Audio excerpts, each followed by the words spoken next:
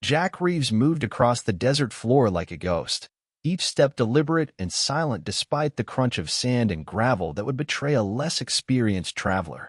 The morning sun cast long shadows across the rugged landscape, painting the rocky outcroppings in gold and amber.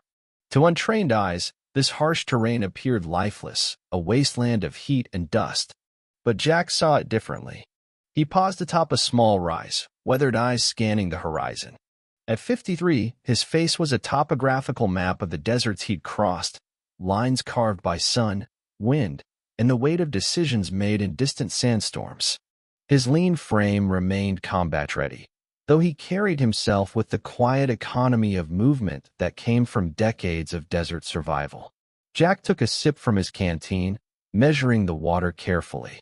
Conservation was second nature after 3 tours in Iraq and 2 in Afghanistan, places where he'd learned that the desert gives nothing freely.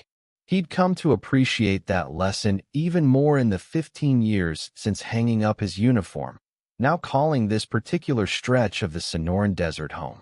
His modest adobe house sat nestled against a rocky outcropping nearly 10 miles back, designed to blend into the landscape and stay cool even in the punishing summer heat. Solar panels provided limited power, and a carefully engineered water catchment system supplemented the deep well he'd painstakingly drilled. Jack lived lightly on the land, a philosophy instilled by his grandfather, Thomas Reeves, the renowned desert ecologist who'd first brought him to these parts as a boy. The desert doesn't forgive mistakes, his grandfather had told him, but it rewards those who learn its language. Jack had become fluent in that language, first through his grandfather's teachings, then through special forces training, and finally through the crucible of combat in the world's harshest environments. He knelt now, examining a small disturbance in the sand. To most, it would appear random, just another pattern created by the wind. But Jack recognized the distinctive marks of a western diamondback rattlesnake that had passed through recently. The snake had moved with purpose, away from its usual territory. Something had disturbed it. Jack frowned, adding this observation to others he'd collected over the past week. Jackrabbit populations suddenly shifting their feeding grounds. Unusual dust clouds rising from the canyon lands to the south. The faint but unmistakable scent of diesel fuel carried on the morning breeze. The desert was speaking to him, and its message was clear. Intruders were establishing themselves in his sanctuary. Rising, he adjusted the custom-made boonie hat that shaded his face. The desert camouflage pattern had faded to almost the exact shade of the surrounding terrain. One more way he disappeared into the landscape. His clothing was lightweight but durable, with multiple pockets containing the tools of both a naturalist and a warrior. The line between those identities had always been blurry for Jack, though he tried to emphasize the former since leaving the service. He continued his morning patrol, moving from one hidden observation post to another. Each was a masterpiece of desert concealment, some natural, others subtly enhanced with materials that matched the surrounding environment perfectly. His grandfather had taught him how indigenous peoples used such posts to track game and enemies alike. The army had refined those skills, teaching him to establish forward observation points that could remain undetected for weeks while providing crucial intelligence. Near a dry wash that ran toward a distant canyon, Jack paused again. Fresh tire tracks cut across the delicate desert crust, heading toward the restricted areas deeper in the wilderness. This wasn't the first sign of vehicular traffic he'd spotted, but it was the closest to his property. Someone was getting bolder, expanding their operations. As an environmental consultant specializing in desert reclamation, Jack had legitimate reason to monitor activities in this protected land. His contracts with the Bureau of Land Management and several conservation groups gave him authority to document and report violations. What those contracts didn't cover was his more personal mission, serving as an unofficial guardian of this borderland wilderness. By mid-morning, Jack reached one of his more elaborate observation posts, a natural rock formation with a narrow crevice that offered shade and a commanding view of the southern approaches. He settled in with the patience of a man who had spent countless hours in similar positions, waiting for targets or intel. From his pack, he removed high-powered binoculars and a notebook filled with detailed observations of the surrounding ecosystem. The pages contained more than just wildlife notes. They held systematic records of unusual activities, coordinates, times, descriptions of vehicles, and personnel. Over the past 3 months, the entries had grown more frequent and concerning. What had begun as occasional border incursions had evolved into something more permanent. Someone was establishing infrastructure, and they'd chosen this remote sector because they believed the desert itself would hide them. They hadn't counted on Jack Reeves. His satellite phone vibrated in his pocket, one of his few concessions to modern technology. The number belonged to Maria Begay, a wildlife biologist from the nearby Tohono-O'odham Nation and one of the few people Jack considered a friend. "Morning, Maria," he answered, voice low despite being miles from anyone. "Jack." Her tone held immediate concern. "We found another one. Spring at Eagle Canyon. Water's contaminated with something. Wildlife dying." Jack closed his eyes briefly. Eagle Canyon held one of the few reliable water sources in this region, a sacred site to the O'odham people and crucial to the desert ecosystem. Chemical analysis? Running it now, but it looks like industrial waste. Maybe processing chemicals. Jack knew what that meant. The cartel wasn't just moving product through the area, they were producing it. Setting up manufacturing in remote borderlands had become their new strategy as security tightened at crossing points. "I'll check it out," he said. "Tribal councils talking about bringing in federal authorities," Maria continued. "But you know how that goes. By the time they organize a proper investigation, the damage would be done." Jack knew the bureaucratic timeline all too well. "Give me 48 hours, he said. "I'll document everything." After ending the call, Jack made careful notes in his journal, adding this new information to his growing mental map of cartel encroachment. What had once been theory was now certainty. The patterns of disruption all pointed to a significant operation taking root in the canyon lands to the south, precisely the area where Border Patrol coverage was thinnest due to the challenging terrain. As he packed up to move to his next observation point, Jack reflected on how his life had led him here. After his final tour in Afghanistan, the Army had offered him a training position, recognizing his unparalleled skills in desert warfare and survival. But Jack had seen enough conflict. He'd returned to the desert that had fascinated him since childhood, earning degrees in environmental science and putting his expertise to more peaceful uses. Or so he planned. The border had other ideas. What began as occasional consulting work with law enforcement had evolved as the threats changed. Drug runners had become human traffickers, had become full-blown cartel operations.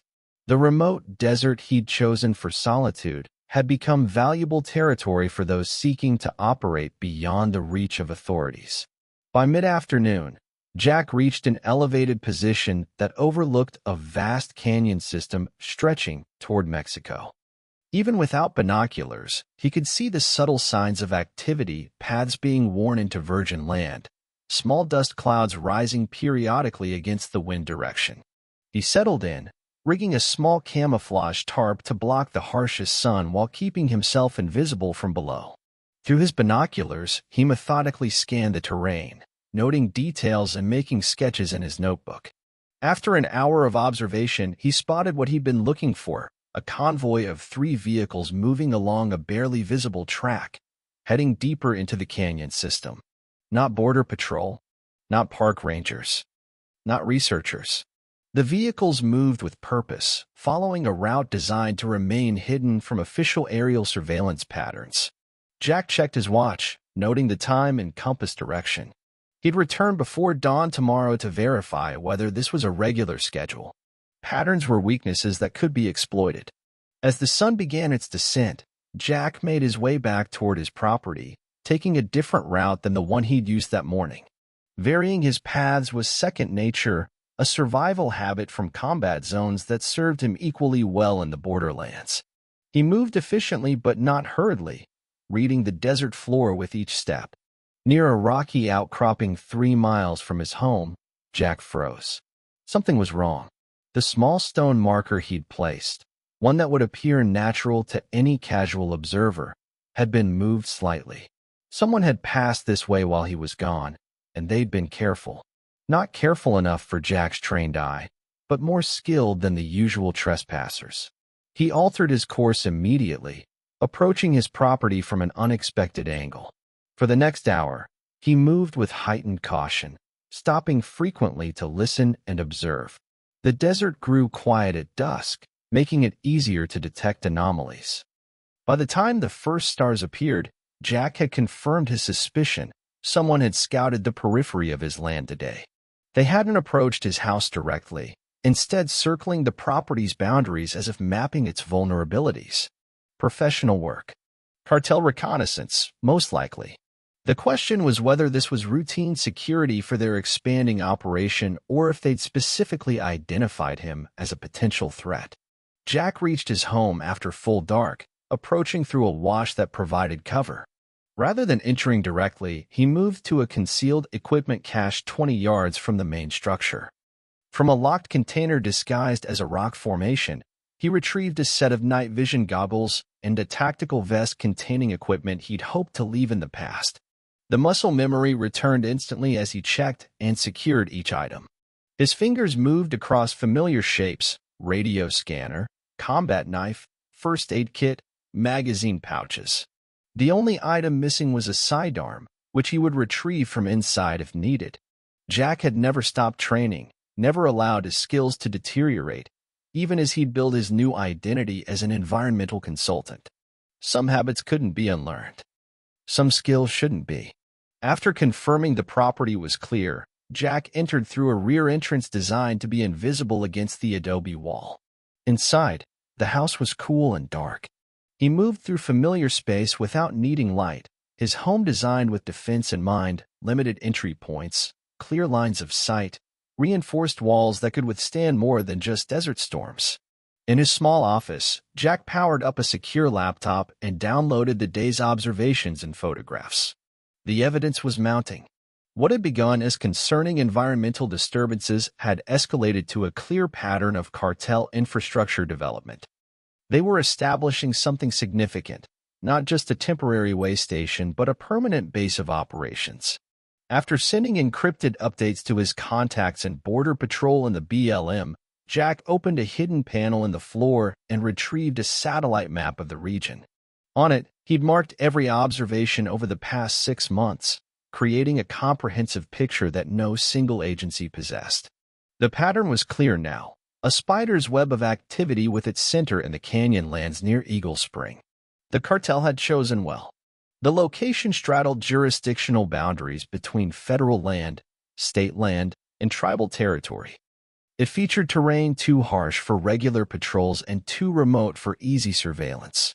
Most importantly, it held one of the few reliable water sources in this part of the desert, a critical resource they were now poisoning with their operations.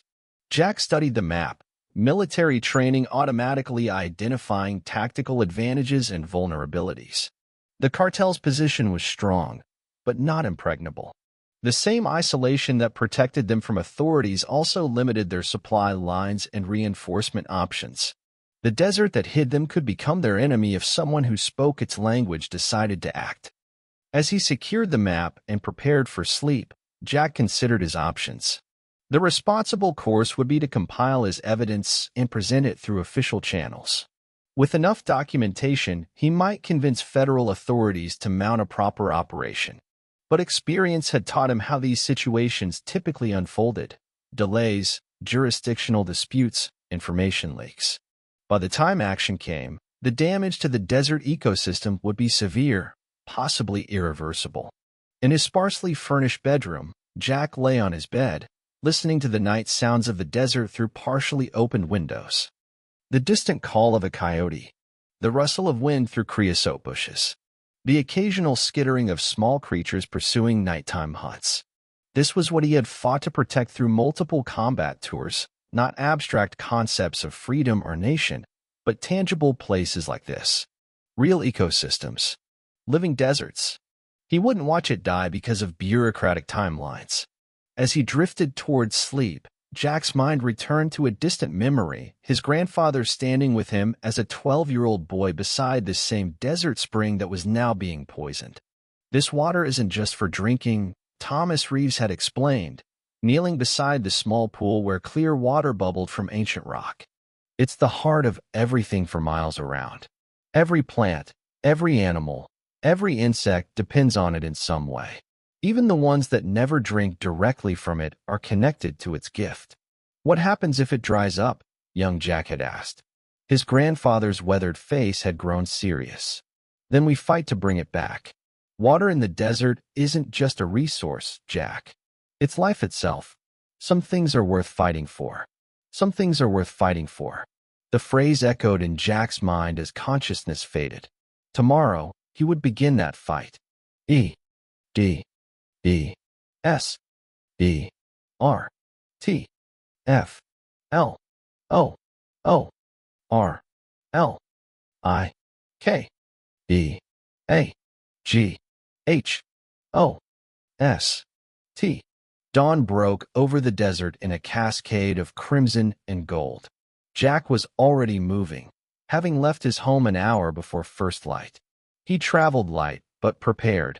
A day pack containing water, high-calorie rations, first aid supplies, and the tools of both surveillance and survival.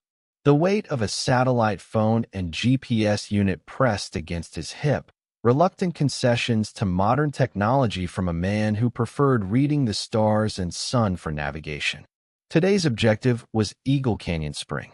Maria's report of contamination needed verification, and Jack wanted samples of his own before the evidence dissipated. The spring lay 15 miles south of his property, in a region where ancient waters had carved labyrinthine passages through limestone. The same geological features that created the spring made the surrounding terrain perfect for concealment, something both desert wildlife and cartel operatives appreciated. As he moved across the landscape, Jack read the desert's daily newspaper, the tracks and signs left in the sand overnight. Kangaroo rat trails skittered in erratic patterns, telling of predator pursuits. A kit fox had marked territory near a creosote stand. Nighthawks had swept low over the sandy soil, leaving distinctive wing prints where they'd snatched insects.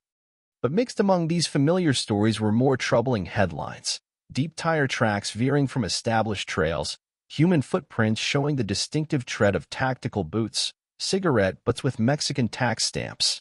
The cartel's presence was growing bolder, less concerned with concealment.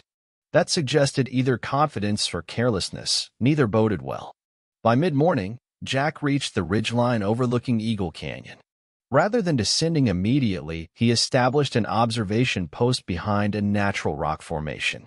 This vantage point had served indigenous hunters for centuries, one of many spots his grandfather had shown him as a boy. Jack settled in, becoming part of the landscape as he surveyed the canyon through high-powered binoculars. The changes were subtle but unmistakable to his trained eye. New paths worn into the canyon floor. Vegetation disturbed in unnatural patterns. And most concerning, a new structure partially concealed beneath a natural rock overhang approximately half a mile from the spring.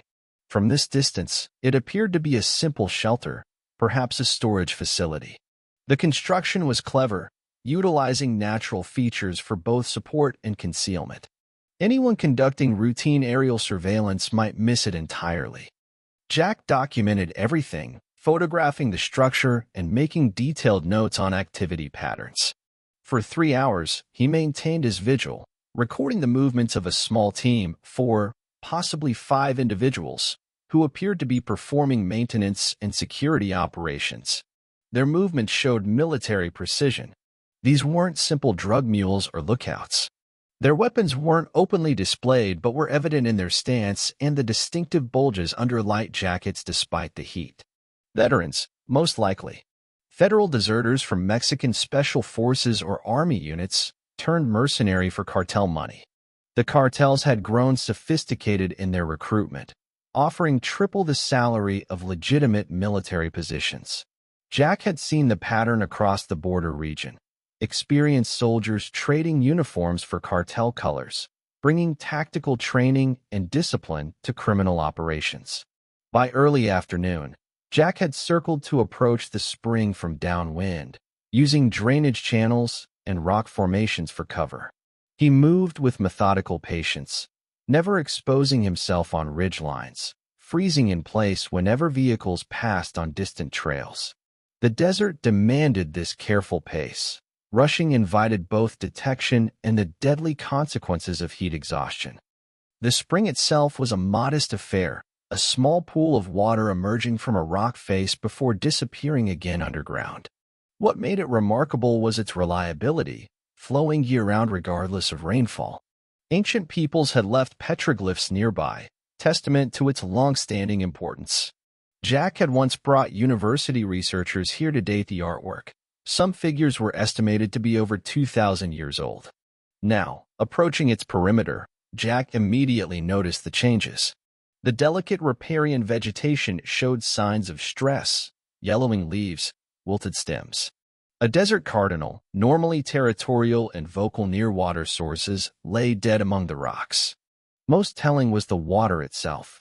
Even from several yards away, Jack could see the unnatural sheen on its surface and detect the faint chemical odor. He documented everything, collecting water samples in specialized containers from his pack. Using a field test kit, he confirmed Maria's suspicions: chemical contaminants consistent with methamphetamine production. The cartel wasn't just using this area for smuggling or surveillance. They were manufacturing product here, dumping waste directly into one of the desert's most precious water sources. Jack felt a cold anger settle into his bones, the controlled, focused rage that had once guided him through combat operations. This wasn't just criminal activity. It was desecration. As he secured the samples, a sound froze him in place, the distinctive crunch of boots on gravel, approaching from the canyon entrance. Jack melted into the shadows of a rock formation, becoming one more sun-baked stone in a landscape full of them. Through a narrow gap, he watched as two men entered the spring area. They were clearly security personnel, profession evident in their movement patterns and the way they continuously scanned their surroundings. Both carried sidearms and tactical holsters, partially concealed under light jackets. Their conversation drifted across the still desert air in Spanish, but Jack's years working border operations had made him fluent. Told Vargas the chemicals are killing everything. Even the water tastes wrong now. You want to tell him how to run things? Be my guest. Last guy who complained got sent back to Sonora in pieces. I'm just saying, a different location. There is no different location. You think these sites are easy to find? Water, remote access, cross-border routes, no surveillance? The boss spent months searching before finding this place. Their inspection was cursory, a security check rather than environmental assessment. They took no measurements, collected no samples. This was routine patrol, not concerned investigation. After a brief examination of the perimeter, they returned the way they'd come, moving toward the hidden structure Jack had observed earlier. Once certain of their departure, Jack completed his documentation and began his careful withdrawal. The samples would provide concrete evidence of environmental crimes, enough to potentially force federal action even through bureaucratic resistance. But he needed more information about the operation itself to present a complete picture. As afternoon stretched toward evening, Jack established a new observation post closer to the structure, using a drainage culvert that offered both concealment and a protected approach route. From this position, approximately 300 yards from the target, he could observe operations while remaining hidden from perimeter security. What he saw confirmed his worst suspicions. The facility, though small, was well organized and professional. A generator hummed quietly, powering what appeared to be a compact but sophisticated manufacturing operation. Two large SUVs with Sonora plates were parked nearby, partially concealed under camouflage netting.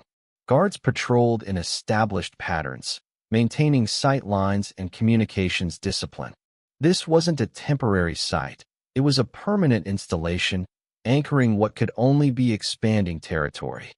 Jack documented everything, creating a comprehensive profile of the operation: personnel numbers, security patterns, equipment, vehicular activity.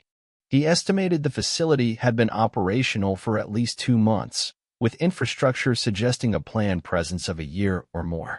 The environmental damage would be catastrophic if allowed to continue, with contamination spreading through the underground water system that connected this spring to others across the region. As shadows lengthened, Jack carefully withdrew.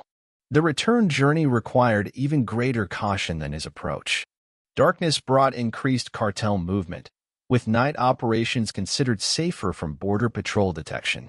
Twice he was forced to go completely motionless as vehicles passed nearby, their drivers unaware of the shadow watching from less than 50 yards away.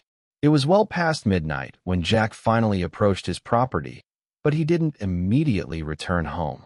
Instead, he circled wide, checking for signs of surveillance or intrusion. The reconnaissance he'd detected the previous day concerned him. If the cartel had identified him as a potential threat, they might have established observation of his movements. His caution proved warranted. Using night vision equipment, Jack detected a 2-man team in a covered position approximately 400 yards from his house. Their concealment was professional, a hide site that would be invisible to casual observation even in daylight. They had equipment that suggested electronic surveillance capabilities, likely monitoring his communications and movements. Jack carefully withdrew without alerting them. Rather than returning home, he moved to one of several emergency caches he maintained in the surrounding desert. From a waterproof container buried beneath an unmarked boulder, he retrieved communication equipment that wouldn't trigger their surveillance, older technology, less vulnerable to modern interception. Using a pre-established emergency protocol, he contacted Sean Mercer, a former teammate now working Border Patrol Special Operations. The connection was brief, communicating only essential information through coded language established years before. No details about the cartel operation, those would be delivered securely and in person, only confirmation that Jack had found something significant and needed a secure meeting. By dawn, Jack had circled back to his property through a route that avoided the surveillance team. He entered using an underground access point designed for exactly this scenario, a narrow tunnel connecting an outbuilding to the main house, its entrance concealed beneath equipment too heavy for one person to move without making conspicuous noise. Inside, he quickly gathered what he needed: fresh supplies, additional surveillance equipment, and the weapons he'd hoped to leave untouched. The cartel's surveillance of his property changed everything. They'd identified him as a threat, which meant they had information about his background. The careful separation he'd maintained between his military past and his current identity had been compromised. It took less than 20 minutes to prepare. Jack packed methodically, selecting gear for extended field operations. If his home was under surveillance, it was no longer a safe base. He would need to operate from the field until the situation was resolved. As he worked, his mind processed what he knew, constructing a tactical assessment based on observed facts. The cartel had established a manufacturing operation centering on Eagle Spring, with security, infrastructure, and supply lines already in place. They had conducted reconnaissance on him specifically, suggesting they had intelligence about his background and considered him a potential threat. Their willingness to place surveillance on his property indicated confidence and resources. This wasn't a minor operation, but something with significant backing from cartel leadership. Most concerning was their apparent disregard for detection. Permanent facilities, environmental damage, surveillance of a former Special Forces operator. These weren't the actions of an organization concerned about law enforcement response. They believed they were operating with impunity, which suggested either extraordinary confidence or inside information about enforcement limitations. Before departing through the same hidden exit, Jack accessed his secure computer system one final time. He downloaded all surveillance records and intelligence to encrypted drives, then activated a security protocol that would wipe the system if anyone attempted unauthorized access. Finally, he placed motion and entry sensors throughout the property, subtle devices that would alert him to any intrusion during his absence. Jack exited as he had entered, using the underground passage to avoid observation. Once clear of the surveillance zone, He began moving southwest, toward a rendezvous point where he would meet Sean in 6 hours. The location was a dry lake bed 30 miles away, open terrain that made surveillance or ambush nearly impossible, with clear approaches visible for miles. Throughout the day, Jack moved with the rhythms of the desert, resting during the most punishing heat, using natural features for concealment. His route appeared random to any observer, but actually followed a careful logic, avoiding known trails, utilizing terrain that would reveal pursuit, approaching the meeting point from an unexpected direction. Sean was waiting when Jack arrived, his border patrol vehicle positioned to provide a clear view of all approaches. The men greeted each other with the minimum of words. A relationship forged in combat required little verbal communication. Sean's expression tightened as Jack shared his findings, displaying the photographic evidence and water sample analysis. "This matches intelligence we've been gathering across the sector," Sean confirmed, examining the photographs. "They're establishing permanent infrastructure all along this stretch. Not just moving product, making it, distributing it, creating territory." "Your people planning an operation?" Jack asked, already knowing the answer. Sean's grimace confirmed his suspicion. "Politics. 3 different agencies claiming jurisdiction, none willing to commit resources. Homeland says it's an environmental crime, so EPA should take lead. EPA says it's a border security issue, so Border Patrol should handle it. We say it's organized crime on federal land, so FBI should step in." While they argue, the desert dies, Jack said. "And the operation grows," Sean agreed. "We've detected similar facilities in 3 other locations across a 100-mile stretch. It's coordinated, professional, more like a military occupation than typical cartel activity." Jack wasn't surprised. Cartel operations had evolved dramatically over the past decade. The old image of unsophisticated drug runners had given way to a new reality: paramilitary organizations with intelligence capabilities, technical expertise, and strategic vision. "There's something else," Sean added, voice lowered despite their isolation. "We think they have someone inside. Information gets passed up the chain and operations get compromised before they launch. Can't prove it yet, but too many coincidences." This explained the cartel's confidence. With inside information on law enforcement operations, they could operate with near impunity, always one step ahead of interdiction efforts. It also made Jack's position more precarious. If they had access to federal databases, they likely had detailed information about his background and capabilities. The men spent the next hour developing a coordination plan. Sean couldn't officially sanction any action, but he could provide intelligence support and ensure that when Jack gathered actionable evidence, it reached uncorrupted channels. They established communication protocols and emergency extraction procedures if the situation deteriorated. As they prepared to depart, Sean handed Jack a satellite phone different from his own. "Secure line. New encryption. Not even our tech people have the keys." Jack understood the implication. Sean was operating outside official channels now, aware of the corruption risks within his own organization. This wasn't just about environmental damage or drug trafficking anymore. It was about the integrity of the border itself. "Watch yourself," Sean said as they parted. "These aren't typical cartel soldiers. The surveillance team at your place. They're using equipment and techniques that match Special Forces training. Whoever they've brought in has serious capabilities." "So do I," Jack replied. As Sean's vehicle disappeared into the distance, Jack considered his next move. Direct confrontation wasn't an option, not against an entrenched operation with unknown strength and possible law enforcement connections. He needed more intelligence, a comprehensive understanding of their operations before developing a strategy. The desert would provide both his cover and his advantage. This harsh environment punished those who didn't respect it, creating vulnerabilities even in the most sophisticated operations. Water, navigation, temperature regulation, these fundamentals of desert survival would become pressure points against the cartel presence. By nightfall, Jack had established a new base camp deep in the canyon system, miles from any known trails or surveillance points. Using a natural cave formation enhanced with minimal equipment, he created a staging area that would be invisible to anything short of thermal imaging equipment. From here, he could conduct extended surveillance operations while maintaining access to the resources needed for desert survival. As he prepared for his first night reconnaissance, Jack found himself reflecting on the irony of his situation. He had come to the desert seeking peace, hoping to leave violence behind.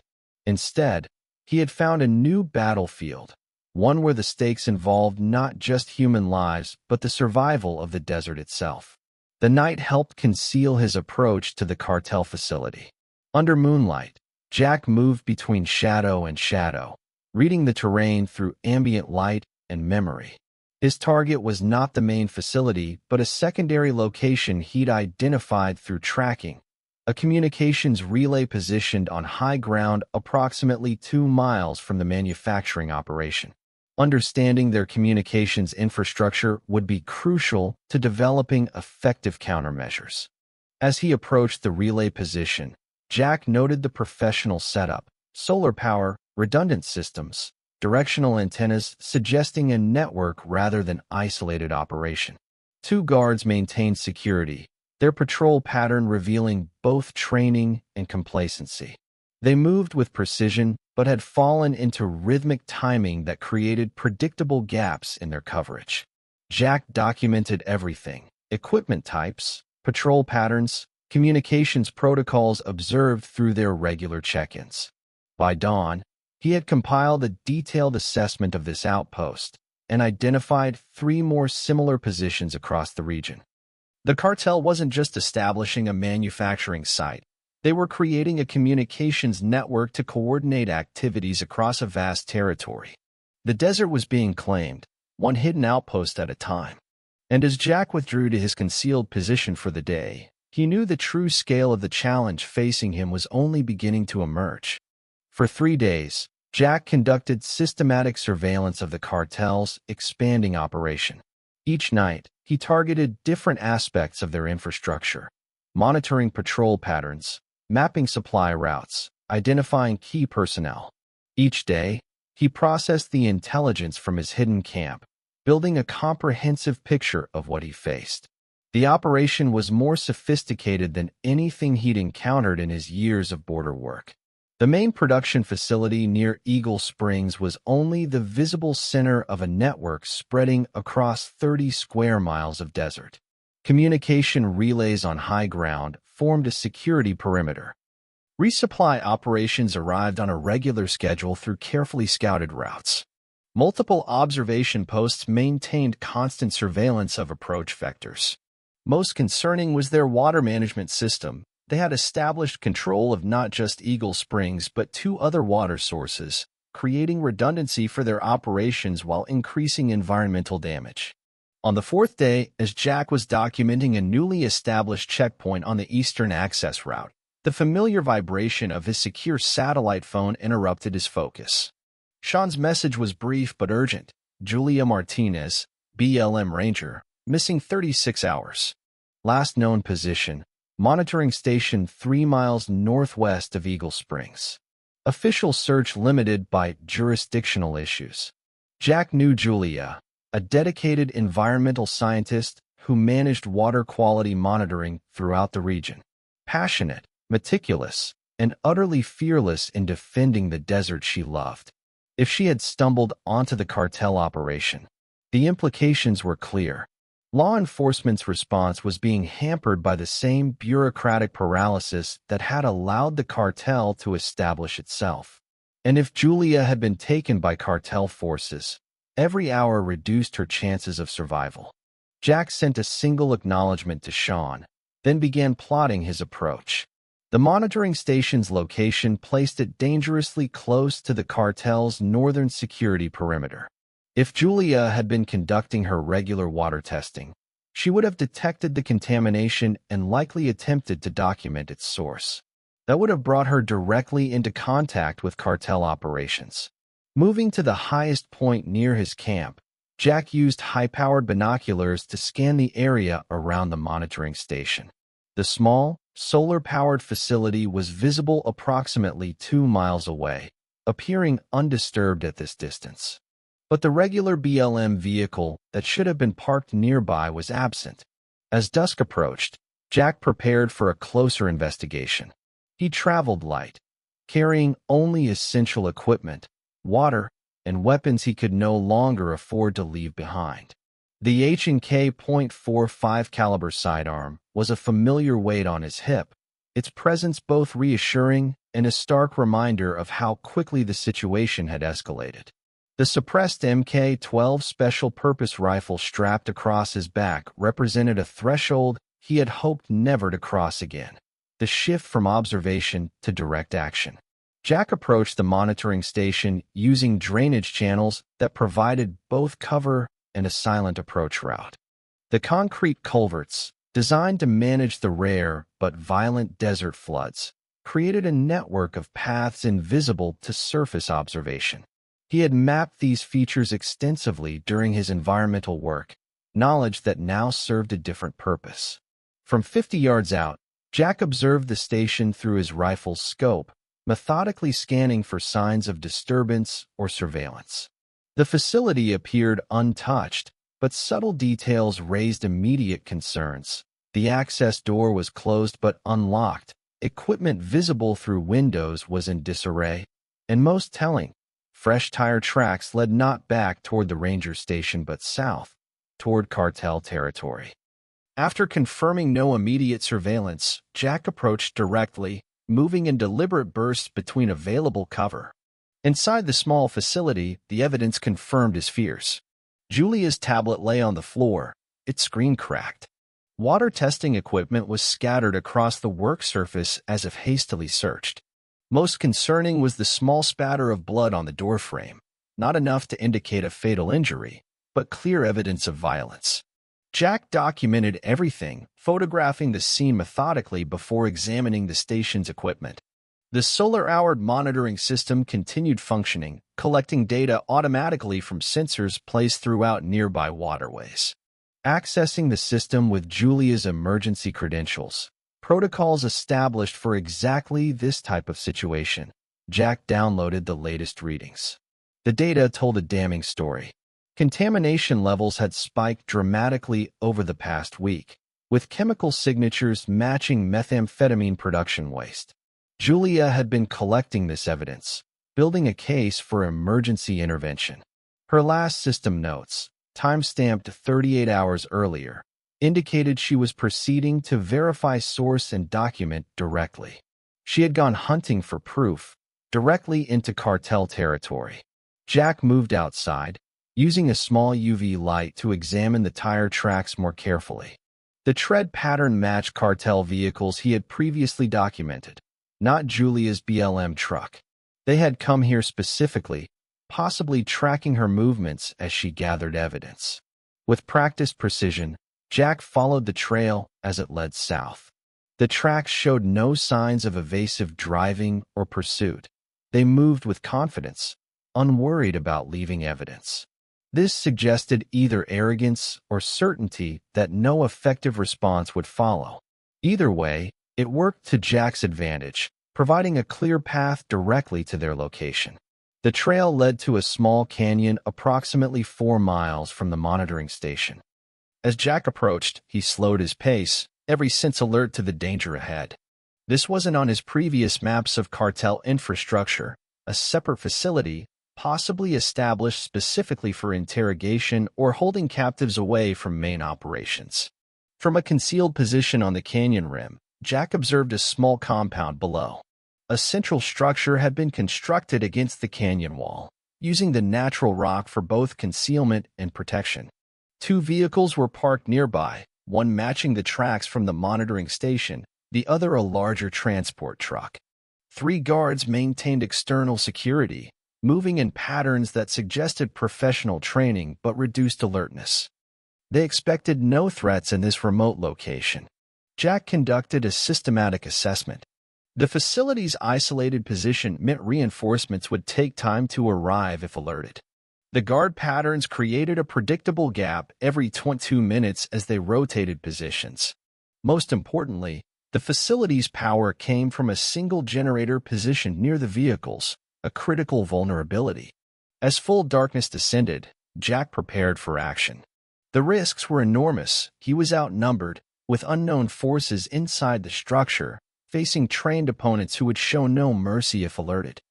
But time worked against Julia's survival, and this isolated outpost offered better odds than attempting extraction from the main facility. The guard rotation created his window.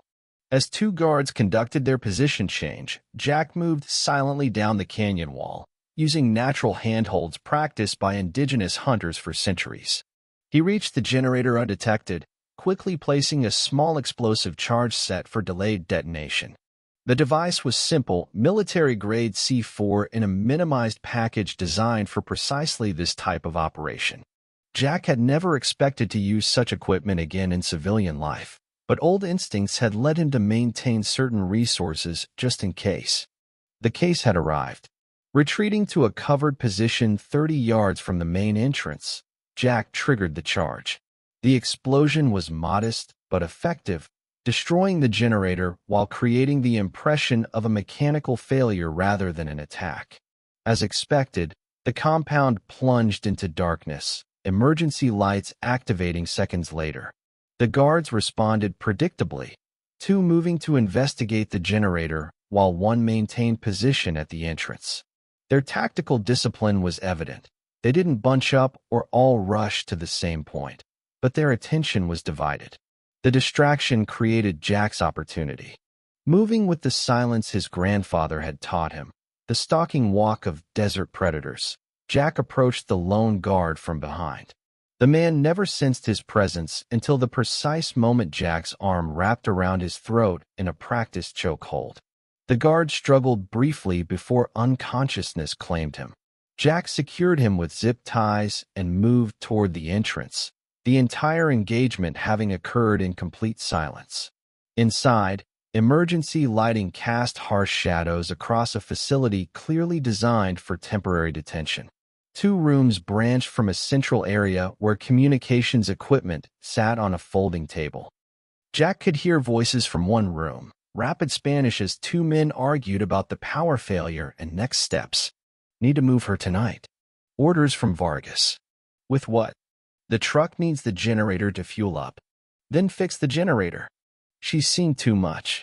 They want her at the main site for questioning before disposal. The implications were clear. Julia was alive but facing imminent execution once they extracted whatever information they sought. The second room likely served as a holding cell. Jack needed to act before the guards outside returned or the men inside investigated their missing companion. His approach was direct and overwhelming. Entering the room with the two cartel members, Jack engaged with the controlled violence that had once defined his professional life. The first man went down before he registered the intrusion, a precision strike rendering him unconscious. The second managed to reach for his weapon, but Jack closed the distance with two rapid steps, deflecting the gun hand while delivering a decisive blow to the solar plexus. The man collapsed, gasping for breath as Jack secured him. The entire engagement lasted less than 5 seconds, conducted in near silence. Jack quickly checked both men for intelligence, radios, phones, identification, before securing them with the same restraints used on their companion outside. A quick search confirmed his assessment. Julia was in the adjacent room, secured to a chair, showing signs of rough handling, but no severe injuries. Her eyes widened as Jack entered, recognition and disbelief mingling on her face. They had met several times during environmental surveys, though Jack had carefully maintained his civilian persona during those encounters. "Reeves?" she whispered as he cut through her restraints. "How did you?" "Explain later," he said, quickly assessing her condition. "Can you walk?" She nodded, rubbing circulation back into her wrists. "They were going to move me tonight. Something about a main facility where someone named Vargas." "I know," Jack interrupted, handing her a canteen. "Drink slowly. We need to move before their backup arrives." Julia took a careful sip, desert survival instincts overriding even her current shock. "They have all my research, my evidence about the water contamination. They kept asking who else knew, who I'd reported to. Did you tell them? Nothing important, she said, a flash of steel entering her voice despite her condition. But they weren't convinced. That's why they were taking me to this Vargas person. Jack nodded, respecting her resilience while calculating their next steps. The two guards outside would return soon, finding their companion missing and raising an alarm. Any escape route would need to avoid the main roads where cartel patrols would establish checkpoints once alerted. I need to collect some things, he said, moving toward the communications equipment. Then we're leaving through the back canyon. Can you handle rough terrain? I'm a desert ranger, Reeves, she said with a weak smile. The question is whether you can keep up. Despite the circumstances, Jack felt a flicker of appreciation for her spirit. He quickly documented the facility, photographing documents and downloading data from their communication system onto a portable drive. Most valuable was their patrol schedule, detailed information about security rotations throughout the entire cartel territory. When the guards outside still hadn't returned after 5 minutes, Jack grew concerned. Extended investigation of the generator suggested either more significant damage than intended or additional complications. Either way, their window for clean extraction was closing. Time to move, he told Julia, handing her a spare pistol. Her surprised expression prompted a minimal explanation. Border Patrol consultant. Sometimes. She accepted the weapon with practiced hands, confirming Jack's assessment that her ranger training included basic firearms proficiency. Lead the way, consultant. They exited through a rear entrance, using the canyon wall for cover as they moved away from the facility. Jack set a careful pace, balancing the need for distance against Julia's condition and the challenging terrain. They had covered approximately half a mile when the first signs of alarm rose behind them. Shouting, vehicle engines starting, radio chatter increasing. They're organizing a search, Jack noted, guiding them into a narrow side canyon that wouldn't accommodate vehicles. Standard procedure will be to lock down all main access routes while sending teams to investigate likely escape paths. You seem to know a lot about their procedures, Julia observed, matching his pace despite her ordeal. Been watching them for weeks, Jack replied, focusing on their route rather than elaboration. The side canyon narrowed further, eventually opening into a rocky plateau with minimal cover. This exposed terrain presented their greatest vulnerability. They would be visible to any aerial surveillance or elevated observation posts. Jack paused, evaluating options. To the east lay the fastest route to Border Patrol territory, but also the most likely to be monitored. To the west, more challenging terrain offered better concealment, but would slow their progress significantly. The decision was made for them when the distinctive sound of a helicopter rose in the distance. Cartel air support joining the search. West, Jack said definitively, leading them toward a region of broken ravines and limestone formations. We need better cover. As they moved into the increasingly rugged landscape, Jack's mind processed their tactical situation. The cartel's response indicated Julia's value as a captive. They wouldn't commit these resources for a random trespasser. Her environmental evidence must threaten their operations significantly. This escalation also revealed their confidence and resources, helicopter support, coordinated search teams, all mobilized within minutes of discovering the breach. An hour into their escape, as they navigated a particularly challenging rock formation, Jack's secure phone vibrated. Sean's message was brief but concerning. Massive cartel mobilization detected. All BP units on alert but restricted from entering your area. Jurisdictional coordination cited. You're on your own for at least 12 hours. The bureaucratic paralysis continued, now actively hampering any potential rescue. Jack and Julia would need to evade capture without support until they could reach territory where Border Patrol could operate without restrictions. As they crested a ridge that offered momentary visibility, Jack caught sight of 3 separate search teams converging on their general area, using spotlights to illuminate the terrain ahead. The helicopter maintained a search pattern approximately 2 miles east, focused on the more obvious escape routes toward civilization. They're boxing us in, Julia observed, her ranger's understanding of terrain evident in her assessment. Jack nodded. They're pushing us west, toward the dead zones. The dead zones were a local name for a particularly inhospitable region of the desert where extreme heat, minimal water, and treacherous terrain created naturally lethal conditions. Few attempted to cross this area. Most died in the attempt. Border Patrol maintained no regular presence there, considering the natural barriers sufficient deterrent for illegal crossings. Is that our best option? Julia asked, no fear in her voice despite understanding the implications. It's our only option, Jack replied. They've covered everything else. But they're making a critical mistake, which is, they think the dead zones are a barrier, Jack said, already adjusting their course toward the forbidding terrain ahead. To us, they're an advantage. As they descended into the western ravines, moving deeper into territory most humans avoided, Jack felt a strange sense of returning home. These were the lands his grandfather had taught him to navigate when he was barely a teenager. Harsh, unforgiving terrain that demanded respect but offered protection to those who understood its language. The night deepened around them, stars emerging with astonishing clarity in the absence of human light. Jack maintained a steady pace, selecting routes that balanced speed against Julia's endurance. She matched him step for step, her ranger training evident in her efficient movement and water discipline. They spoke little, preserving energy and maintaining sound discipline as the distant search continued behind them. Near midnight, they reached the first true challenge of the dead zones, a massive rock formation locals called Dragon's Spine, a jagged ridge of ancient volcanic stone stretching for miles across their path. Few knew of the hidden route through this imposing barrier, a narrow passage used by indigenous travelers for centuries before being forgotten by modern civilization.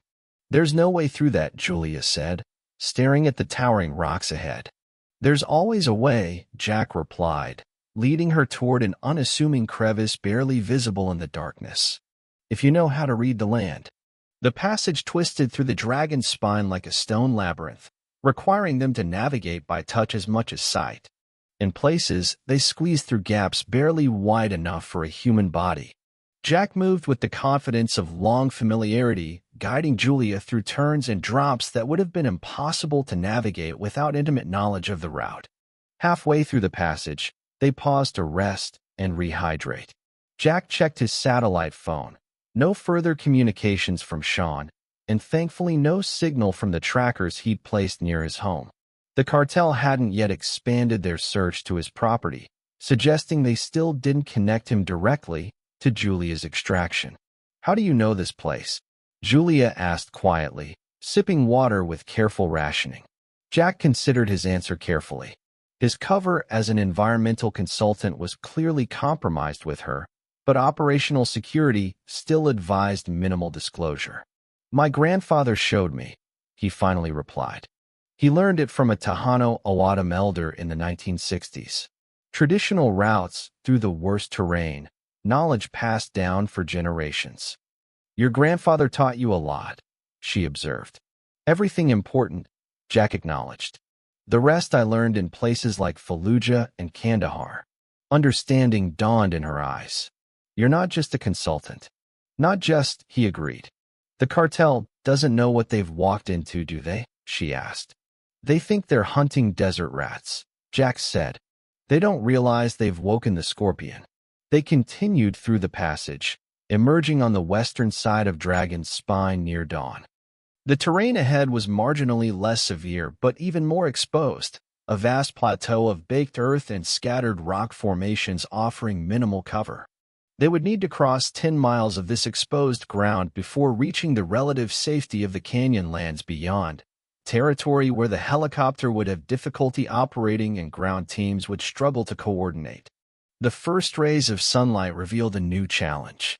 To the south, dust clouds rose from multiple vehicles moving along the desert floor, the cartel expanding their search perimeter into areas they had previously considered impassable. They had underestimated their quarry's capabilities and adjusted accordingly. Jack quickly led them to a depression in the plateau, a dry wash that offered minimal cover but concealed their immediate presence. Here they would wait out the day. Attempting to cross the exposed terrain in daylight with search teams active would be suicide. 12 hours until nightfall, Jack explained, establishing a sheltered position using a Mylar emergency blanket to create shade without visible signature. We rest, recover, and plan. Tonight we cross the plateau.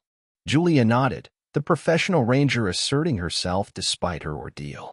She helped establish their temporary camp, arranging rocks to capture morning dew and setting up passive observation points that would alert them to approaching threats.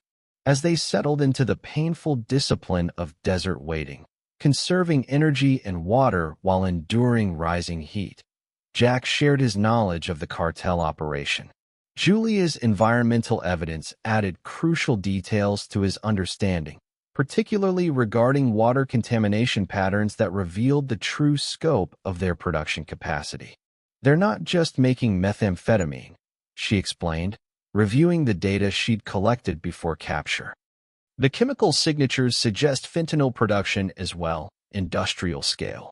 The environmental impact is catastrophic, but the public health implications are worse. They're poisoning watersheds that eventually connect to agricultural irrigation. The intelligence confirmed Jack's assessment. This wasn't merely a remote production facility, but a strategic installation designed to establish permanent cartel territory while degrading critical infrastructure. The desert wasn't just collateral damage. It was being weaponized through deliberate contamination. As the sun climbed higher, turning their concealed position into an improvised oven, Jack's mind returned to his military training. Specifically, to the desert warfare instruction he'd received from a grizzled sergeant major who had learned his craft chasing Rommel across North Africa in World War II. Heat is neutral, the sergeant major had said, standing unflinching under the Afghan sun. It'll kill you or save you. The difference is knowledge. Jack had internalized that lesson through years of desert operations.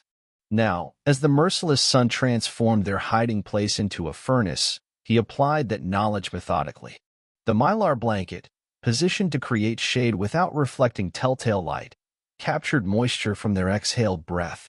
Small rocks placed in precise patterns absorbed heat during the day that would radiate warmth during the cold desert night.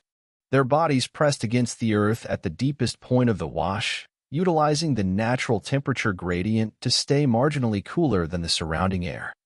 These weren't survival techniques taught in military manuals. They were desert wisdom, passed through generations of people who had learned to thrive in environments that killed the unprepared. Jack's grandfather had called it listening to the desert. The Army had called it indigenous knowledge integration. Jack simply called it staying alive.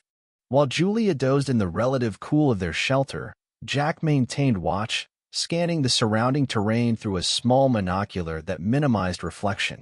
The cartel search had continued throughout the morning, vehicles moving in grid patterns across the plateau to the south. By midday, they had approached within 2 miles of Jack and Julia's position before turning east, apparently concluding that no one could survive crossing the exposed terrain ahead. They were both right and wrong. No one without specific knowledge and preparation could survive. But Jack and Julia weren't just anyone. As afternoon began its slow transition toward evening, Jack gently woke Julia. They would need to prepare carefully for the night crossing. The plateau ahead offered almost no cover, 10 miles of exposed terrain with minimal vegetation and scattered rock formations too small to provide meaningful concealment. Their advantage would be darkness and the cartel's assumption that the terrain itself formed an impenetrable barrier. "We'll move after full dark," Jack explained, sharing the last of their preserved food, high-calorie, protein-rich bars designed for desert operations. There's no cover, so we maintain maximum distance from their search perimeter. The plateau drops into canyon lands approximately 10 miles northwest. Once there, we can reach a water source I know and continue toward Border Patrol territory. Julia studied his hand-drawn map. Their search pattern suggests they expect us to move northeast, toward the highway. Exactly. They're thinking like normal people. Assumption that we'll take the most direct route to civilization and assistance. Instead, We're going deeper into nowhere, she observed. Temporarily, Jack confirmed. The canyons beyond the plateau connect to a river system that eventually reaches the reservation lands. From there, we can contact authorities without cartel interception. As they prepared their equipment, Julia asked the question that had clearly been forming throughout their escape. Why are you doing this? You're risking your life against an entire cartel operation. Jack continued his methodical gear check before answering. They're poisoning the springs, destroying water sources that have sustained life here for thousands of years. That's the environmental consultant answer, Julia said, watching him carefully. I'm asking for the real one. Jack met her gaze, seeing the intelligence and perception that made her an effective ranger. His military instincts counseled operational security, revealing nothing. But surviving the night crossing would require absolute trust between them. I fought in Iraq and Afghanistan to protect something abstract, an idea of what America should be, he finally said. When I came home, this desert was the only place that made sense. Honest, demanding respect, offering peace to those who understand its rules. He gestured toward the distant haze where cartel operations continued. They don't just bring drugs and violence. They bring contempt. For the land. For its rules. For the balance that's existed here since before humans arrived. Julia nodded slowly. You're protecting your home. I'm protecting the only thing worth protecting, Jack corrected. A place that demands the best from those who would survive here. These springs and canyons outlasted the dinosaurs. They'll outlast cartels and governments. I'm just making sure they get the chance. The simple truth hung between them as the sun finally dipped toward the western horizon. Their shared commitment to the desert itself created understanding beyond words. Both had chosen lives dedicated to this harsh landscape. Julia through science and conservation, Jack through a more personal covenant. As darkness claimed the desert, they prepared for movement. Jack's final equipment check included weapons verification, ensuring both his sidearm and rifle were clean despite the omnipresent dust.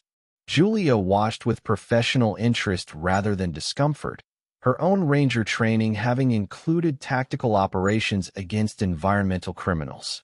Stay 10 feet behind me, match my pace exactly, and step where I step, Jack instructed as they prepared to leave their shelter. The plateau has hidden dangers, loose stones, sinkholes, abandoned mine shafts. Follow my path precisely. She nodded, tightening the straps on her borrowed equipment. Together they emerged from the wash, beginning the dangerous crossing just as the last ambient light faded from the western sky. The stars emerged with astonishing clarity, providing sufficient illumination for desert-adapted eyes to navigate the terrain ahead. Jack set a careful pace, not so fast as to risk missteps on the treacherous ground, not so slow as to extend their exposure unnecessarily. He moved with the deliberate rhythm of a man reading the ground through his feet as much as his eyes, sensing changes in stability and composition that would remain invisible to untrained observers. 3 miles into their crossing, the distant sound of helicopter rotors returned, approaching from the southeast. Jack immediately led them to the nearest depression in the plateau, a shallow dip barely sufficient to break their silhouette against the horizon. Thermal imaging? Julia whispered as they pressed themselves into the earth. Jack shook his head slightly. Not likely. Too expensive for routine cartel operations, and the ground temperature would create too much background noise for effective scanning. They're using night vision and spotlights. The helicopter's search pattern confirmed his assessment, wide sweeps with powerful spotlights illuminating suspected routes toward civilization. Their actual position, moving deeper into the dead zones, remained outside the search parameters. After 20 tense minutes, the helicopter moved eastward, following the assumed path of desperate fugitives toward populated areas. They resumed their crossing, maintaining careful discipline despite the helicopter's departure. Jack navigated by the stars, using their position to maintain a precise northwestern heading across terrain that offered no landmarks or trails. The desert floor beneath their feet gradually changed character, becoming more broken, with increasing rock formations signaling their approach to the plateau's edge. Near midnight, they reached the transition zone where the flat expanse began its descent into the canyon lands. Here the terrain grew more challenging, but also offered improved concealment. Natural chimneys and ravines cut through the plateau's edge, creating potential descent routes into the maze of canyons below. Jack paused, studying the options with careful consideration. The most obvious routes would be watched if the cartel had competent trackers familiar with the region. They needed an unexpected approach, one that sacrificed ease for security. This way, he decided, leading Julia toward a nearly invisible crack in the plateau's edge. The fissure appeared insignificant, barely wide enough for a human body. But Jack recognized it as the upper entrance to a formation his grandfather had called Ghost Passage, a natural chimney that descended nearly 300 feet through the plateau's edge to emerge in a hidden canyon below. "We're going down through that?" Julia asked, peering into the darkness with professional concern rather than fear. "It's wider than it looks," Jack assured her, securing his rifle across his back. "Stay close to the wall, test each handhold, and move only when I signal it's clear below." The descent was grueling, a technical climb requiring precise movement in near-total darkness. Jack led, finding handholds and footholds worn by centuries of rainwater erosion. Julia followed with impressive skill, her ranger experience with technical terrain evident in her methodical movement. The passage narrowed in sections, requiring them to press against the rock face to continue downward. In other areas it widened into small chambers where they could briefly rest before continuing. An hour into the descent, when they had covered approximately half the distance to the canyon floor, Jack froze. Above them, voices carried through the night air. Cartel searchers on the plateau's edge, much closer than expected. The acoustic properties of the rock formation amplified and channeled sound, making it impossible to determine exact positions or numbers. They remained motionless, suspended in the narrow chimney as flashlight beams swept across the plateau above. Jack could make out fragments of conversation. The searchers were discussing expanding their perimeter, convinced their quarry couldn't have crossed the plateau so quickly. "They must have had a vehicle," one voice insisted. "No one covers that distance on foot in this terrain." "Or they're still hiding back in the dragon's spine," another suggested. "We should send teams through the main passes." The voices grew fainter as the searchers moved along the rim, eventually disappearing entirely. Jack and Julia remained frozen for another 10 minutes, ensuring the threat had truly passed before resuming their careful descent. When they finally reached the canyon floor, the environment transformed dramatically. The narrow ravine offered protection from both observation and the elements, with rock walls channeling cooler air from higher elevations. Vegetation appeared sparse but significant after the barren plateau above, indicating the presence of subsurface water. "We'll rest here briefly," Jack decided, finding a sheltered alcove where they could recover from the demanding descent. 2 hours to water. Julia nodded, conserving energy by minimizing unnecessary movement or speech. She drank sparingly from her nearly depleted canteen, preserving the last few ounces for emergency use. Jack did the same, his desert discipline automatic after decades of practice. The canyon grew more hospitable as they continued northwest, vegetation increasing and the walls widening to create a natural corridor hidden from aerial observation. Jack maintained vigilance despite the improved cover, aware that the cartel's search would eventually expand to include even these remote canyons. Near dawn, they reached Jack's objective, a small spring hidden beneath an overhanging rock formation. Unlike Eagle Springs, this water source remained untouched by cartel contamination, its location known only to indigenous travelers and the few outsiders who had earned their trust. "Drink slowly," Jack cautioned as they approached the clear pool of water emerging from the rock face. "Small sips until your body readjusts." They rehydrated carefully, following desert protocol to prevent the shock that excessive water consumption could cause to dehydrated systems. Jack also collected samples for Julia's testing kit, confirming the spring remained uncontaminated. While she conducted her analysis, Jack established a secure position with clear observation of approaches from all directions. "It's pristine," Julia confirmed, examining her test results with professional appreciation. "One of the cleanest sources I've documented in the region. My grandfather called it Truth Spring," Jack explained. "Traditional belief holds that anyone who drinks from it is bound to speak only truth until the next sunset." Julia smiled, the first genuine expression of positive emotion since her rescue. "Is that why you brought me here? To ensure I don't lie about what I've seen?" "I brought you here because it's the only reliable water between us and the reservation," Jack replied, though his slight smile acknowledged her humor. "And because the cartel doesn't know it exists." They refilled their containers and continued northwest through the canyon system.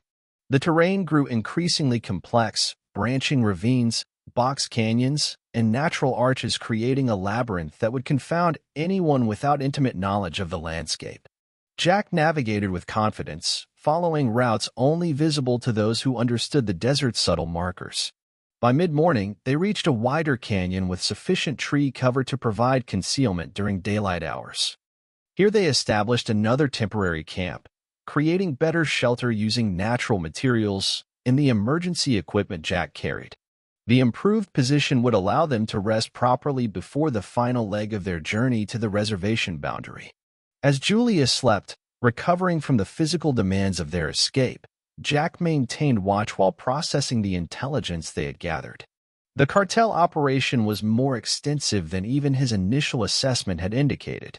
Their resources, territorial ambition, and willingness to engage in direct confrontation with American citizens pointed to a strategic shift in operations. This wasn't merely cross-border trafficking, but territorial expansion, establishing permanent infrastructure and security zones on American soil. The environmental evidence Julia had collected provided the first concrete documentation of this strategy. The systematic contamination of water sources seemed simultaneously reckless and deliberate. Destruction that served both operational security by deterring civilian presence and strategic objectives by rendering the region uninhabitable to all but their own forces. Jack's satellite phone vibrated with an incoming message from Sean. The update was concerning. Cartel deploying additional forces from Sonora. Intel suggests command element arrival within 24 hours. Someone named Vargas leading personally. BP still restricted from effective response. The name confirmed Jack's suspicions. Alejandro Vargas, former Mexican Special Forces commander turned cartel security chief.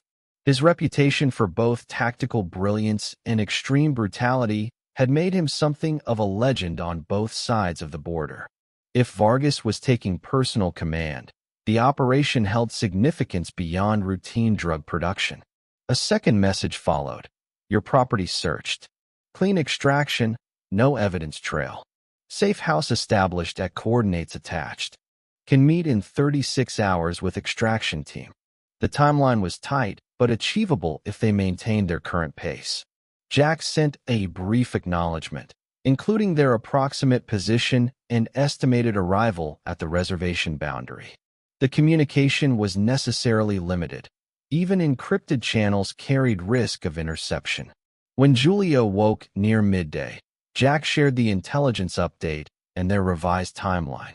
We need to reach the reservation boundary by tomorrow night. Border Patrol will have a team waiting at these coordinates. He showed her the location on his map, a remote area where tribal land met federal territory. They're escalating, Julia noted, studying the map thoughtfully. Bringing in their command element, expanding the search rather than cutting losses. Jack nodded. We've become a test case. If they can operate with impunity here, kidnapping federal officers, establishing permanent infrastructure, it creates precedent for expanded operations throughout the region. And if they can't, then the desert becomes too costly for them. They retreat to more traditional smuggling rather than territorial control. Julia considered this, her scientific mind processing strategic implications. My evidence alone won't be enough to force federal action. Too many jurisdictional complications, too much bureaucracy. Your evidence combined with my intelligence creates a complete picture, Jack explained. Enough to bypass the normal channels and force direct intervention. If we get out alive to deliver it, she added pragmatically. The desert favors the prepared, Jack replied, the phrase coming automatically, one of his grandfather's favorite expressions. They departed their sheltered position in late afternoon, timing their movement to utilize the lengthening shadows for additional concealment. The canyon system gradually widened as they continued northwest, vegetation increasing as they approached regions with more reliable water access. Jack maintained their course through increasingly complex terrain, following hidden paths that hadn't appeared on any published map.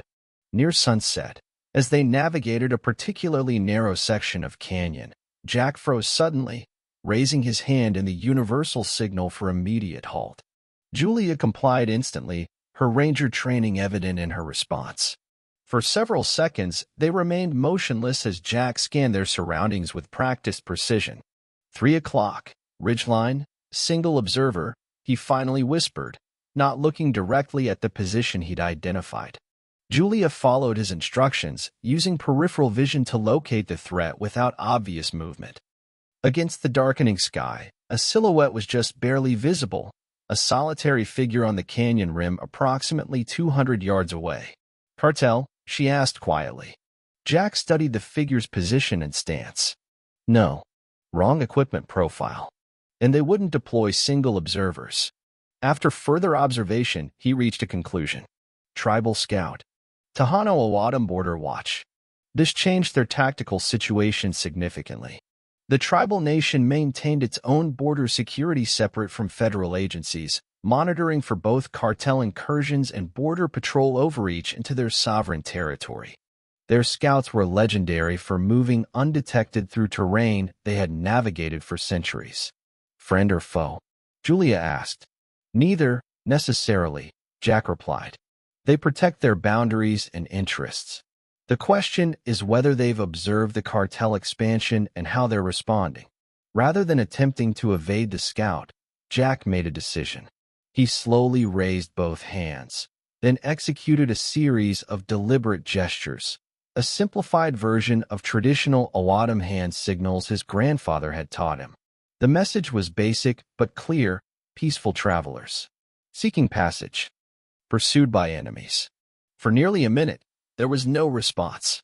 Then the silhouette moved, returning a different sequence of gestures. Approach with caution. Identify yourself. Jack led Julia along the canyon floor toward a point below the scout's position.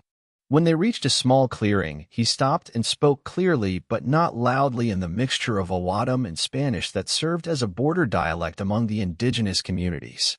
Jack Reeves, grandson of Thomas Reeves, friend of Maria Begay. We seek safe passage to the reservation boundary. Another period of silence followed before a response came. The men with guns seek you. Many men. Many guns. They poison the water, Jack replied, using the phrase his grandfather had taught him carried special significance in O'odham cultural understanding. A crime considered more serious than violence against individuals. This statement produced movement. The scout descended from his position with impressive speed and agility, approaching them with natural caution but clear interest. He was an older man, perhaps 60, wearing traditional clothing adapted for desert conditions with only a few modern elements: binoculars, a radio, and what appeared to be a very old but well-maintained lever-action rifle. I am Miguel Santee, he introduced himself in accented English. You speak of water poisoning. Where? Eagle Springs, Jack replied. And 2 others to the southeast. Chemical contamination from drug manufacturing. Miguel's expression darkened. Eagle Springs, while not on reservation land, held cultural significance to the O'odham people, one of many sacred sites that transcended modern political boundaries. Dr. Martinez has documentation, Jack continued, gesturing to Julia. Evidence of contamination patterns, chemical analysis, environmental impact assessment. Miguel studied Julia with new interest. The tribal authorities maintained productive relationships with BLM scientists who respected their sovereignty and environmental concerns. The men who seek you crossed our observation lines yesterday, Miguel informed them. Many vehicles. Helicopter.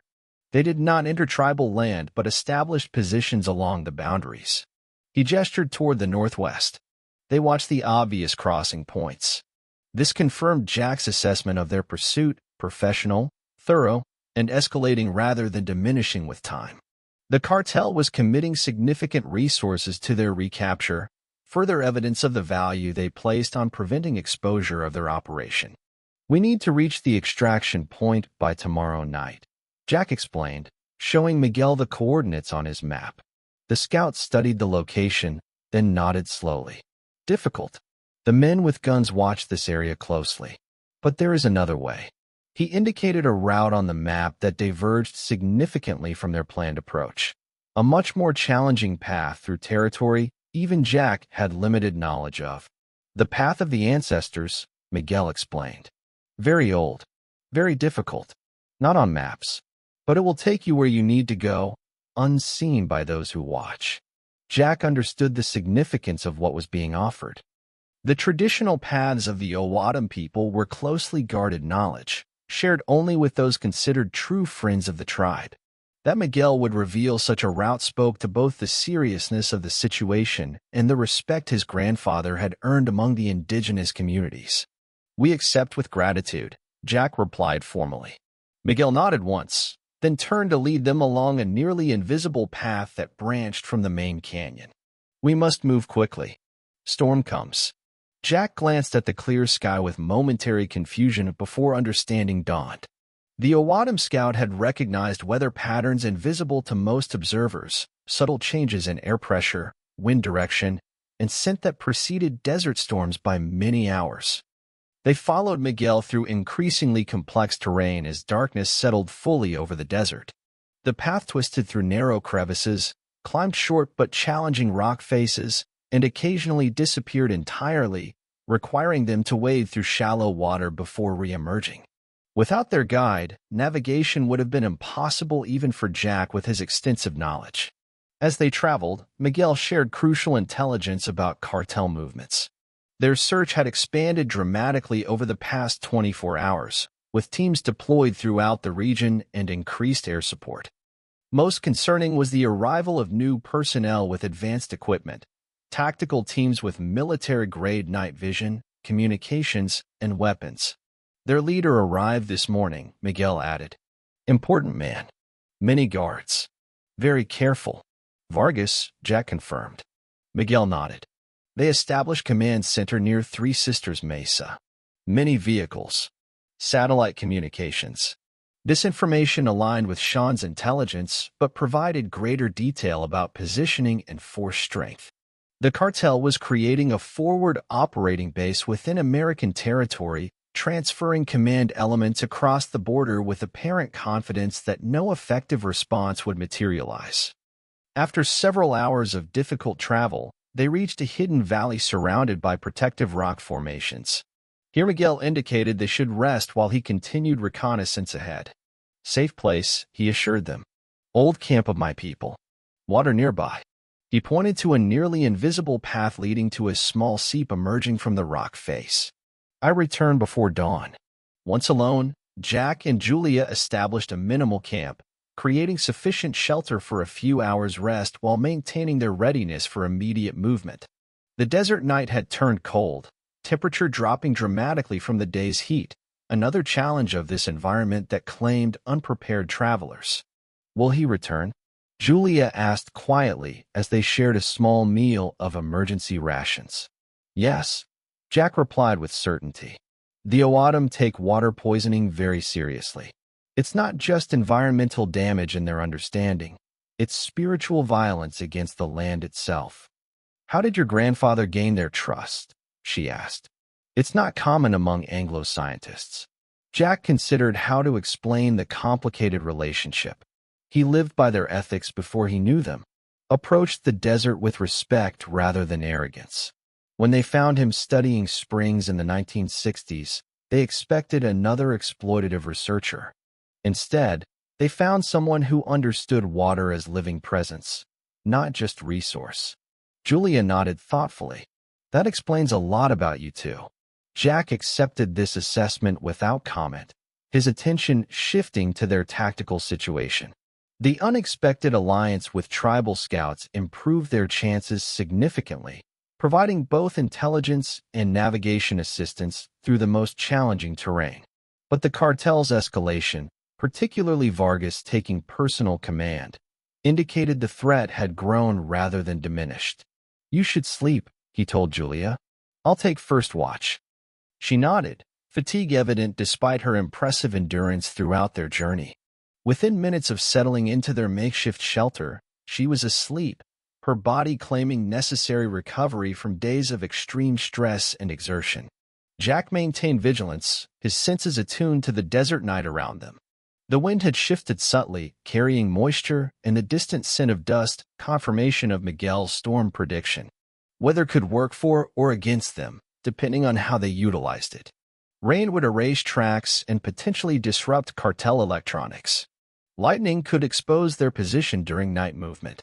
Flooding could create both barriers and opportunities in the canyon systems. As he processed these tactical considerations, Jack's thoughts returned to the larger strategic picture. The cartel's ambition exceeded typical criminal operations.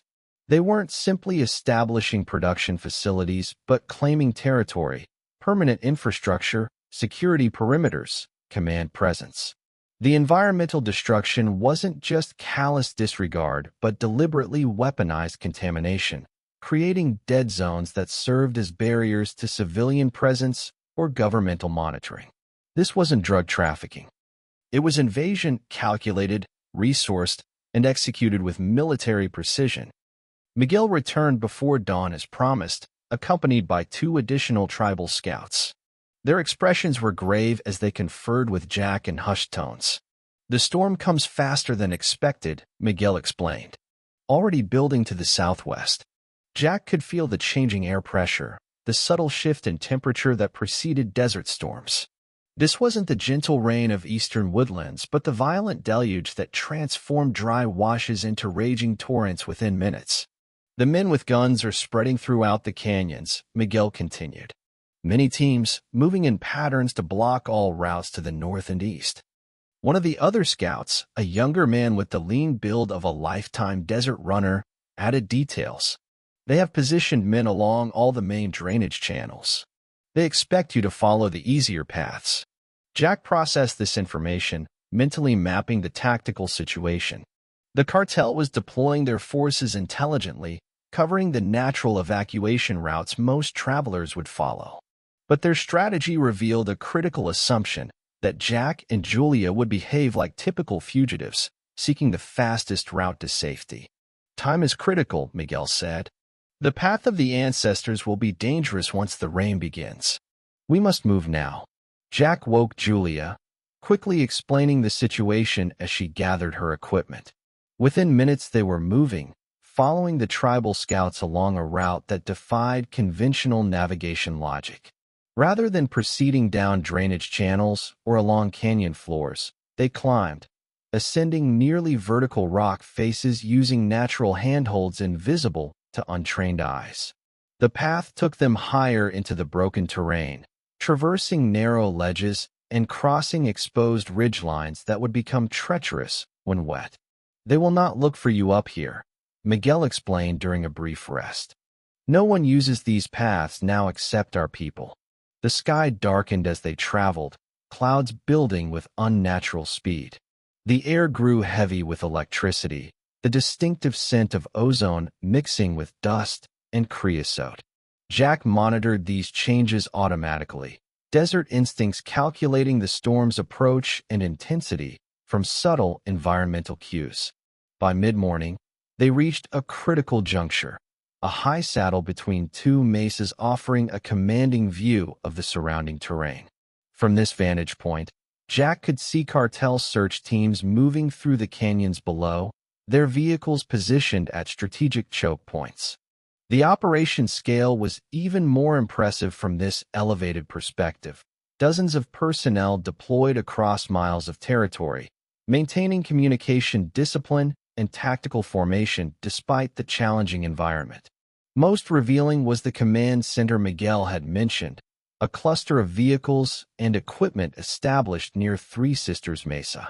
Even from this distance, Jack could identify military-grade communications arrays, tactical operations vehicles, and the distinctive profile of Vargas himself, surrounded by security personnel as he directed the search operation. Julia studied the scene with professional assessment.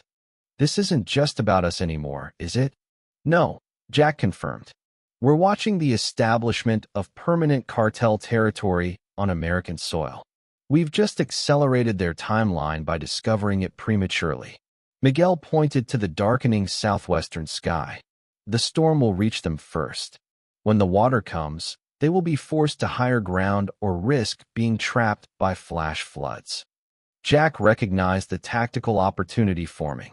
The approaching storm would disrupt cartel operations, forcing them to abandon their carefully positioned roadblocks and surveillance points in the lower canyons. With proper timing, this natural phenomenon could create their escape window. "How far to the extraction coordinates?" he asked Miguel. "For hours in good conditions," the scout replied. "Longer in the storm. But the path will take you above the worst flooding."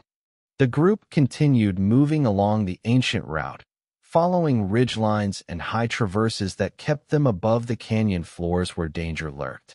The tribal scouts moved with astonishing efficiency, finding secure footing on surfaces that appeared impossible to navigate. Jack and Julia followed their example, learning the subtle techniques of high desert travel that had sustained the O'odham people for centuries. By early afternoon, the storm's leading edge reached them. The temperature dropped dramatically as the first heavy droplets struck stone with audible impacts. Within minutes, rain enveloped them completely, not gentle precipitation but the violent deluge of desert storms, water falling with such intensity it seemed solid rather than liquid. Miguel led them to a sheltered overhang, a natural formation that provided temporary protection while they assessed conditions. Below, the transformation had already begun. Dry washes filled with rushing water, creating instant rivers where minutes before there had been only sand. The sound was tremendous, a roaring cascade as thousands of gallons flowed through channels that might see water only a few times each year.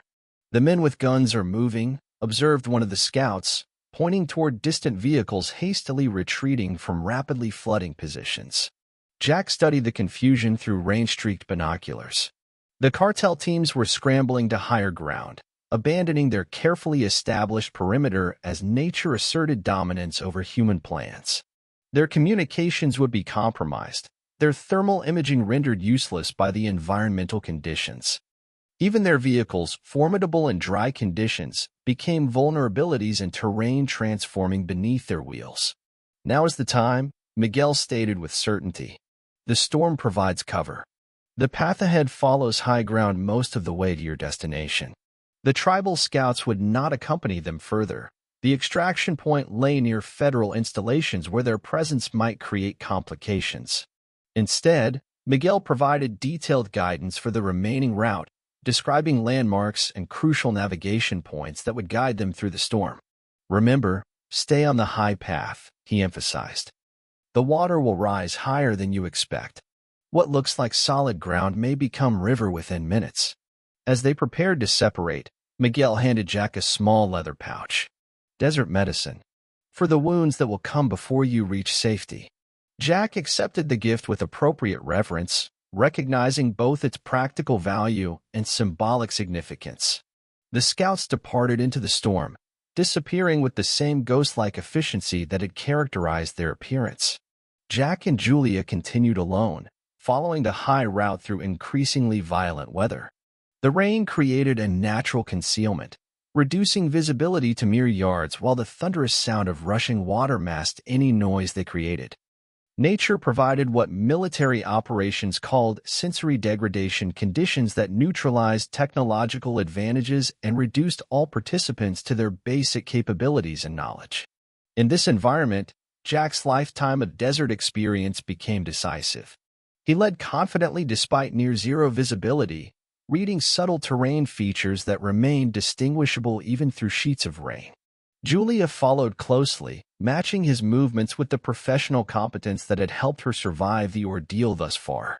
They traversed terrain that would have been challenging in ideal conditions: narrow ridges, steep descents, exposed traverses now slick with flowing water. Jack selected each step with deliberate precision, testing surfaces before committing weight, identifying handholds that would remain secure even when saturated. 2 hours into their storm journey, they encountered their first direct evidence of the cartel's disarray.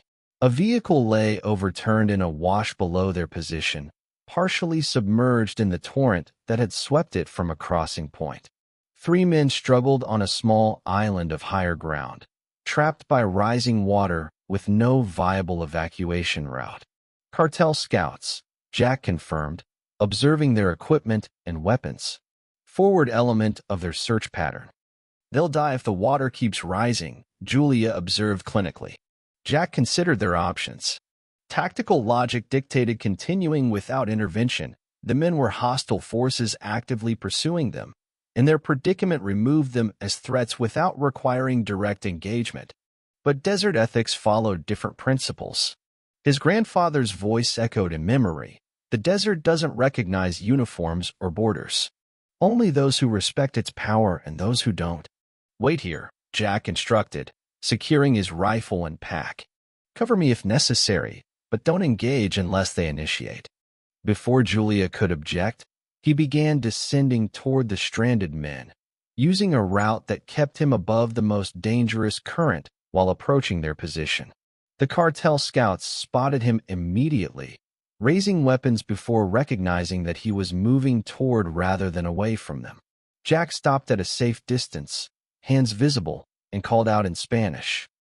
The water will reach your position in less than an hour. There's a route to higher ground north of your position, but you won't find it without help. Confusion and suspicion played across their faces as they recognized him, the very quarry they had been hunting. The leader, a hardened veteran with cartel tattoos visible on his neck, responded with predictable hostility. "Why would you help us, gringo?" "Desert law," Jack replied simply. "Out here, water and life matter more than whatever brought you across the border." The men conferred briefly, desperation overriding their training as the water continued rising around their diminishing island. Finally, the leader nodded grudging acceptance. Jack guided them to a traversable route up the canyon wall, maintaining sufficient distance to ensure security while providing the direction necessary for survival. When they reached higher ground, the moment of truth arrived. The cartel scouts, now safe from immediate danger, faced the man they had been ordered to capture or kill. Jack maintained his position at a tactical distance, hands still visible but stance prepared for whatever might follow. The leader studied him with calculating eyes before speaking. "Vargas will still come for you. This changes nothing." "I know," Jack acknowledged. "But today, the desert decided you should live. Remember that when you tell him what happened here." Without further exchange, the cartel scouts departed, moving south toward their command center rather than attempting to detain the man who had saved them.